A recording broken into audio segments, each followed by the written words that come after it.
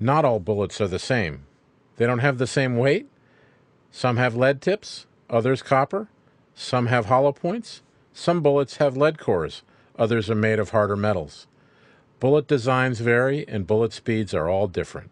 In order to design a practical ballistic vest, you have to decide which bullets you're going to stop. Body armor has limits. Soft body armor designs are only effective for a specific range of bullet types and speeds. For example, a Type 3A armor is rated for a .44 Magnum with a bullet mass of 15 grams traveling at 1430 feet per second. As long as other bullets have similar characteristics, the armor will be effective. However, if you change the bullet type or the bullet speed, the armor may be penetrated. There are two types of body armor, hard armor and soft armor. Soft armor is textile-based and flexible. The yarns work to deform the bullet, and the layers deflect to slow the bullet to a stop, not unlike the way a net catches a ball.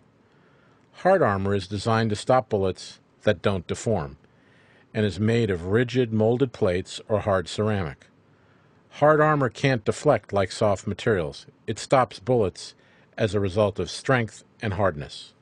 Most handgun bullets have lead cores and are deformable. Pistol bullets have limited speed because handgun barrels have limited length. For lead core bullets, soft armor is an effective solution. Rifle barrels are long and can generate high bullet speeds. Even lead-cored rifle bullets are moving too fast for most soft armor. Even worse, many rifle bullets have hard metal cores and are very hard to stop. As a result, soft armor is not very effective against rifle threats. Just to make matters a little more complex, we need to consider the threat posed by steel fragments or shrapnel from explosions. This type of ballistic projectile is of critical importance for military armor. However, more and more law enforcement programs are also concerned about IED and other explosive threats. Soft armor works well for IED and fragments, even though they are non-deformable steel projectiles. This threat type can be stopped by soft armor as long as the projectile weight is low and the speed is moderate. Military munitions and IEDs intended to attack personnel produce small projectiles moving at moderate speeds. Separate testing for performance against fragments is required in order to rate a vest for this threat. Soft body armor is made up of many layers of fiber that are laid up to form a ballistic panel. The key to soft armor is the yarn that is used in these layers.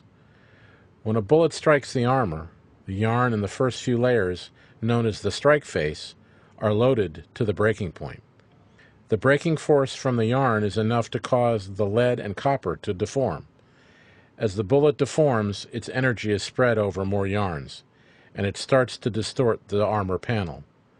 The soft armor is now acting like a catcher's mitt. As the armor panel distorts, its back face is pushing into the soft tissue of the body. The panel and the soft tissue continues to move with the bullet until all the momentum of the bullet is gone. Some of this energy goes into the ballistic panel, and some of the energy goes into the body tissue. If the yarn is stronger, then fewer layers are needed to deform the bullet or fragment, and fewer layers of fiber are required to catch the round and transfer its momentum to the panel and body. Soft armor uses the strongest yarns and fiber made by man for this reason. There are many different ways to assemble yarn and fiber into a ballistic panel. There are wovens and there are felts. There are even non-woven laminates of yarn assembled with adhesive and film, like strapping tape made with fiber. Woven felts and laminates are used in various combinations in soft ballistic armor. In addition to the various ways to form ballistic sheet materials, there are a range of yarn types and sizes. For ballistics, there are two primary yarn types: the para-aramids, such as Twaron, Rusar, or Kevlar, and the ultra-high molecular weight polyethylenes, like Dyneema and Spectra. These fibers can be spun into very small yarns, such as those used in stockings, and they can be spun into very large yarns, like kite string. The smaller the yarn, the more layers in the vest. Because bombs produce small fragments, yarn size is important for these threats. If the yarns are too large or not packed together tightly, a small fragment can slip through soft armor. By comparison, bullets are large. Ballistic designers must consider a balanced approach to materials if both bullets and fragments are a threat. Every soft body armor design must define how many layers of fabric are enough to safely stop the projectiles required by the specification. The ballistic testing process provides data for the designer on the stopping power of a particular design and layer count. Wovens, felts, and laminates are affected by wear and use, so extra material must be included to ensure that vests continue to meet the required ballistic performance as the product ages. Because fabric materials wear, soft armor does not last forever. Each armor design should now include a warranted lifetime. Soft armor useful lifetime is usually between 3 and 8 years. Considerable work has been done to improve the testing methods for soft armor to simulate wear in order to measure lifetime performance. Keep track of the age of your armor and know your warranted lifetime. Know what threats your armor will stop.